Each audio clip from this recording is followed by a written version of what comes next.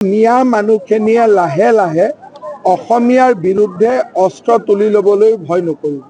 ওৱেচিক কংগ্ৰেছে লৈ আহিছে যাতে সামাজিক বাতাবৰণটো অসমত বেয়া কৰিব পাৰে, মিয়া মানুহখিনিক ৱেপনাইজ কৰিব পাৰে। আজি যিটো তেওঁ ভাষণ দি থৈ গ'ল, এই ভাষণ দিয়াৰ পৰা কি হ'ল যে মিয়া মানুহখিনিয়ে লাহে লাহে অসমীয়াৰ বিৰুদ্ধে অস্ত্ৰ তুলি ল'বলৈ ভয় নকৰিব। তেওঁলোকৰ সংখ্যাও বেছি।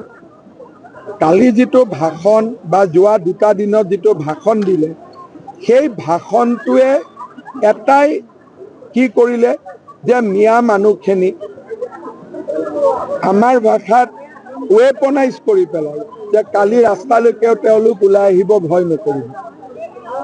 এতিয়া ইউনুছ তামুলী হওক, অমুক হওক, এইবিলাকক আজিলৈকে কোনেও গৰিহণা দিয়া নাই। কংগ্ৰেছে গৰিহণা দিয়া নাই, আমিতো সদায় গৰিহণা দি আছো।